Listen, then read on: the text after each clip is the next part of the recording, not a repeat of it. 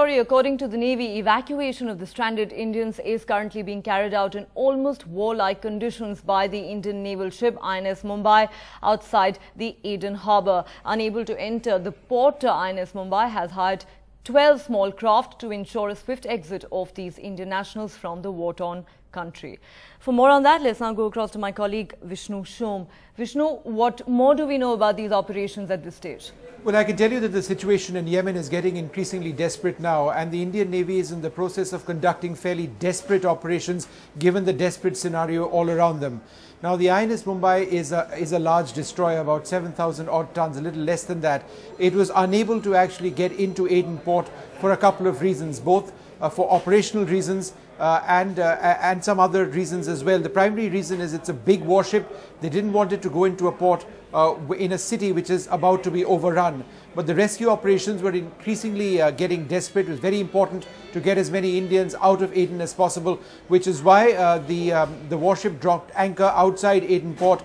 They hired about 12 local boats. Each local boat took 30 to 35 Indian nationals, and this process of rescues has been continuing now for quite some time. We are also told that the city of Aden could in fact fall quite shortly. According to sources, the Aden port itself is being threatened at this stage by Houthi rebels, and it's as a result of this rebel offensive in the direction of Aden port itself that the Navy is moving desperately fast to try and get as many Indians on board those country-made craft, to get them onto INS Mumbai and then to sail away from these troubled waters in the direction of Djibouti. Djibouti is where they would disembark the ship and ultimately be flown back to India on board Indian Air Force transports or Air India aircraft.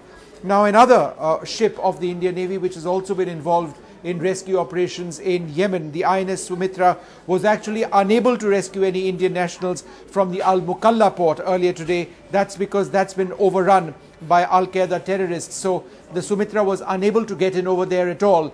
But at this stage, we can just hope and pray that as many Indians as possible make it on board, make it to INS Mumbai, because this is just the last final stages of this operation. The ship needs to move out of there as the city comes close to being overrun.